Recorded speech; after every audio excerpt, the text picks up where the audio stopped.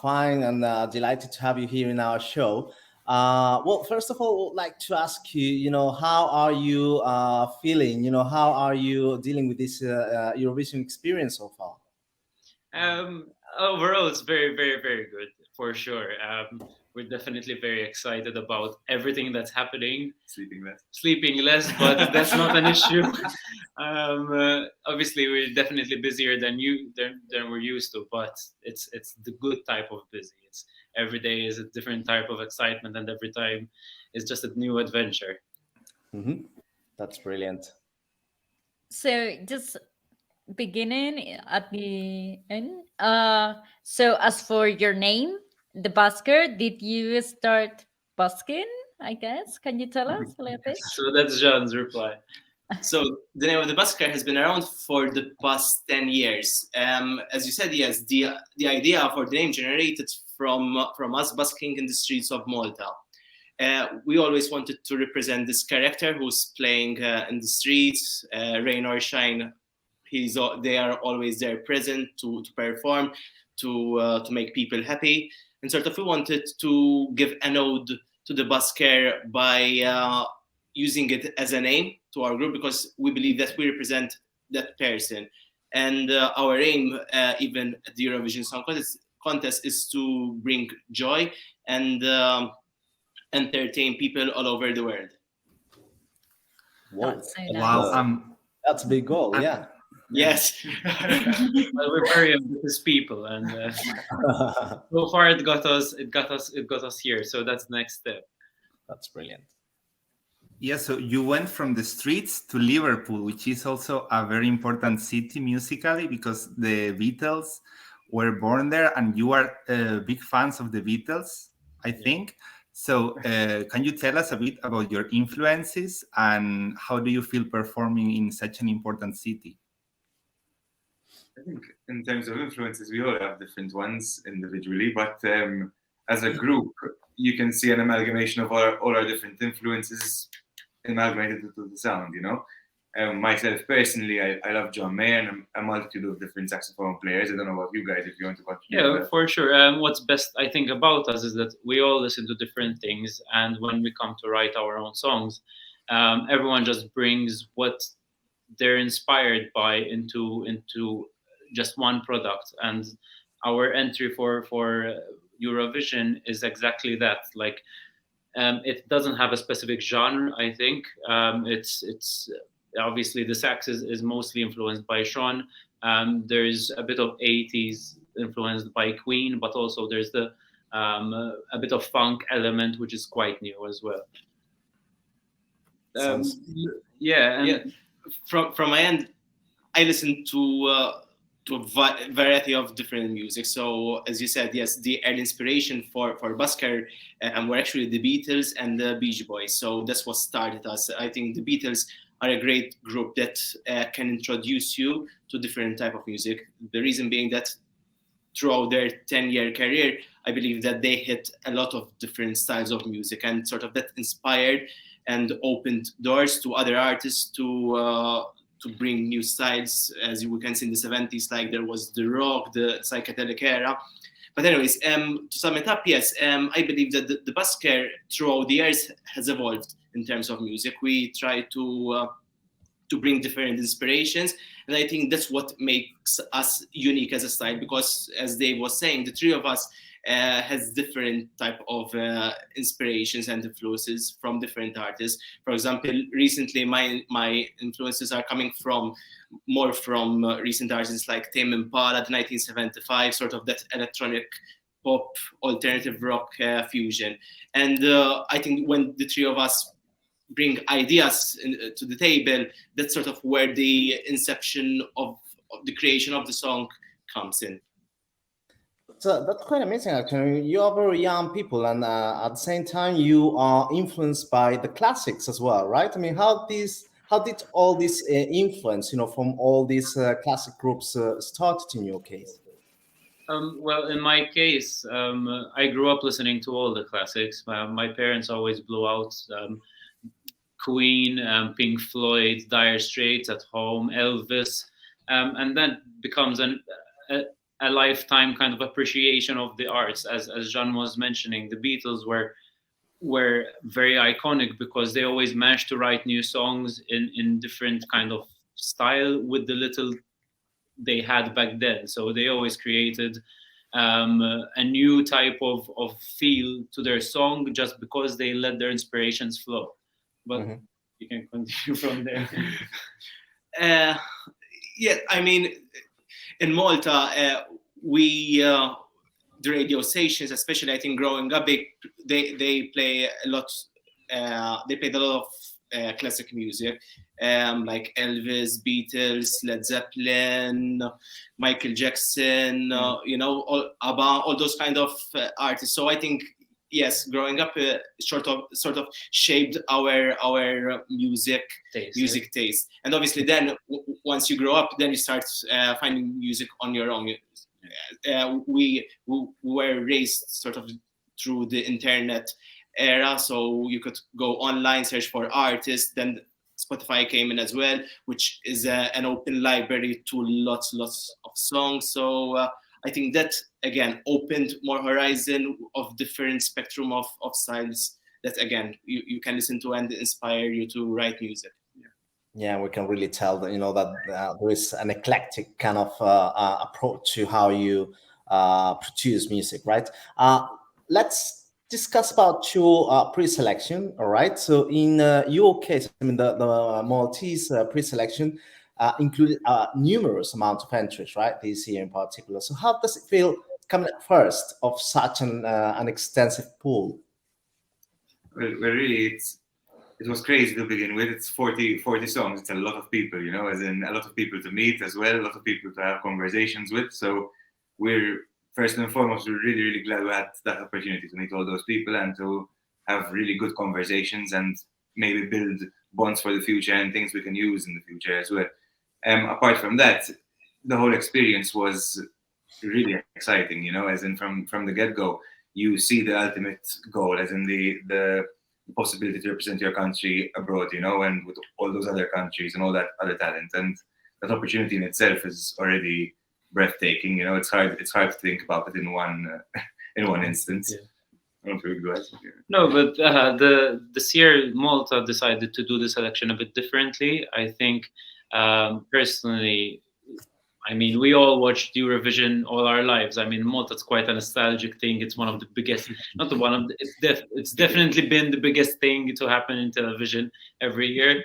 But for sure, this year they did it very differently. And in my opinion, it was one of the highest quality productions we've had.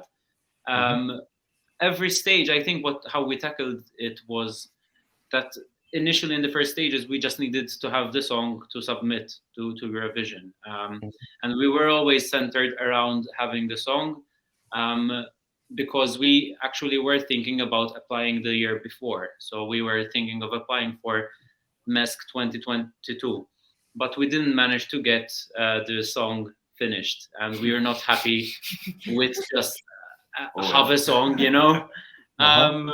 Yeah, so then we made 2023 our goal. Even though we thought we were early, we were still late. Because we believe that history will repeat itself and the submission will be in December, but it surprised us to be in October. So we were kind of surprised by that, and we had to work hard for it. 30 days. 30 days, yeah, let's go.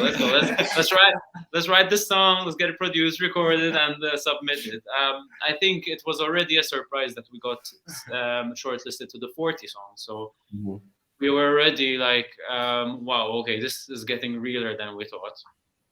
Then we started preparing a bit of what we've seen and observed Eurovision contestants doing, trying to think of the image we're going to put out, you know, a bit of more social media content out, because we're very hardworking people. Our music is always at the center of things, but we're not the best ambassadors for our music, because once the song is finished, we tend to just be like, okay, this one is done, on to the next, rather than let's release this, let's make sure this is given the life that we gave it, and then go back. But no, unfortunately we tend to just skip to the next. In fact, this is the first time that we actually are sitting on this track, focusing on this track, and make sure to deliver our 100%. Yeah. But me personally, it's driving me a bit crazy because sort of like I want, okay, what's next? What's next? We have these songs standing there waiting for their turn. Yeah, waiting for us. I'm sorry, we're coming soon. We're coming soon. But no, the main priority now, the focus is on dance. Yeah. And then I think going from quarterfinals to semifinals was the biggest gap. Because once the teasers were out, the 30-second teasers in December, first and foremost, I was a bit worried because I thought we looked better than we did. We're just kind of dancing haphazardly with no clue what's going on. We're just like, I think then we reevaluated our wardrobe. Okay. So that's fine. So yeah, from then on, the hassle started being like, what are we gonna wear? How are we gonna perform? Because we're a band. We've been together with this lineup for the past 3 years. The band has been going on for 10, but we're used to just improvising on stage. We're not used to choreography. We're not used to walking around them and needing to be there and that time and there. And playing the drums standing up. Right? Also, obviously, all my life, I always played the drums sitting down, as it should be. But for this, it was special. But then we just kept in mind that the achievable goal is to get to the next phase. We always managed to try find a strategic way how to get from one next to the next. So I think that answers the question. And it seems that you succeeded on that, right, Milena? Just talking a little bit about your song. You wrote it in a very short time, but how did you come up with it, and why did you come up with those lyrics? Are you good dancers? Or well, as we said, the decision to enter MESC was always in our back burner, kind of. We always were thinking about it because the formula of music has changed, and we felt the need to represent and go with the change, especially the honor of possibly representing your country. So that was always a fuel for us. But we started thinking about it in 2021. We always were writing songs and saying, is this the one? Is this not? But then we made it a point that in 2023 we will do it. We started writing a bit of songs, but no song was really finished up until we decided in mid-September, to start working on this process. Then it happened that we were surprised by the October deadline, and we just focused on it thoroughly. We had around 8 songs or 8 demos to propose to our co-producer, where then we just sat with him and we kind of went over song by song to see which one will work. Now, dance in itself started off with a different melody and different lyrics and different theme. It first started with an acoustic guitar and a melody which represented a lyric, unlovable, being unlovable and thinking you're unlovable but you're actually loved.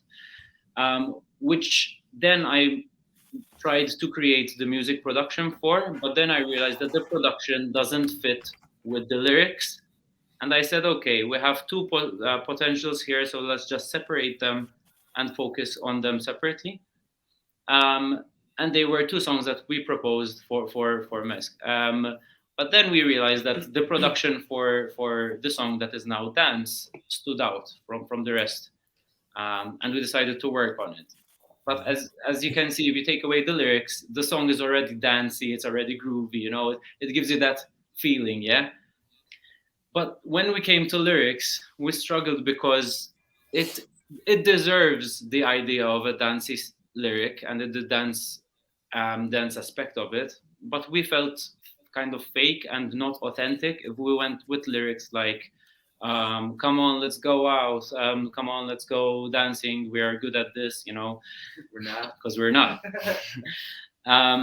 And then we actually said, okay, the best approach is just to be yourself. I mean, Eurovision has always been the best ambassador of self-representation. It's the safe space where you can just be you, and not shy away from admitting that you're flawed in a way, or not even flawed. It's different. So we were kind of putting ourselves in the song by saying, hey, we actually love having fun, we love dancing, we love music, but when you put us in a scenario where it's a big social setting, people around us that we don't know, unfortunately we don't manage to enjoy it as much as we think. So we decided, okay, how can we tell that in a story? So we took the idea of being at a club, feeling a bit anxious. Socially, anxiety is a big thing that we all suffer from, because we're used to, just being at our desks. And even when we're performing, we kind of don't need to interact with people. So that is a kind of also a result of lockdown. I don't know if it happened to you guys, but it really, we struggled with it. Once we went back to normal life, we didn't feel so normal, the word is. We always struggled to kind of interact the way we thought we used to. And from then on, we decided to go with that. And the lyrics, hey, what you say, do you want to dance, imply like, okay, we're not enjoying it here, but it doesn't mean we don't want to dance. It doesn't mean we don't want to have fun. It's a matter of let's take ourselves out of the situation and go to our own part, basically. Well, I mean, the good news is that you went through all the rounds in your pre-selection, and you managed to get right, and now you are representing Malta at Eurovision, right? So we would like to know a little bit about your plans for your staging, all right, and whether, I mean, you mentioned that some of the staging that you presented at the pre-selection, you kind of decided to revise it, right? But are we going to see anything related to the staging that we saw at your pre-selection in Liverpool? Could you give us some hints about what we can expect, for your staging? Here it comes. revision? So here it comes. That's the blueprint. That's exactly what we're using. You can give them the book too. So yes, what we're doing is we definitely saw that the way Malta selection staging was well received. I think a lot of people enjoyed the fact that we told the story not just with the lyrics, but also the different phases of the acts. Act 1, Act 2, Act 3. We definitely went back with our creative director, sat down and said, okay, some things worked and some things didn't. The things that didn't work was the fact that we were running loosely on stage, trying to think of so many things. Don't fall, don't slip, is my pants going down, I'm trying to catch my breath, I need to sing, I need my feet, all this stuff. Can't fall. Yeah, we can't fall. I wouldn't live. Yeah, that would be immortalized forever. The best memes and best gifs forever, man. Yeah, but from then on, we said, okay, there are a lot of things that worked. So the ones that we felt worked will be in Liverpool. The ones we feel like they didn't work as much won't be. But that's where the book of secrets comes in, because there are a lot of things we can't really say.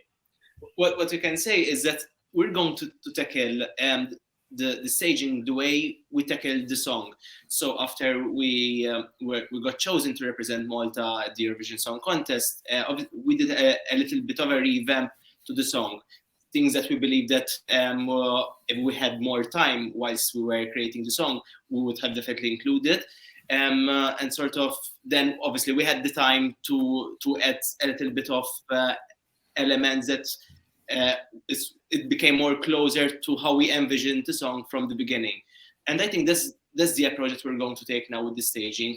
We want to make sure to learn from the mistakes that we did in the Malta Eurovision Song Contest. And this time, obviously, given that the stage is different, the lights are different, the screens are different, we want to adapt it to Liverpool.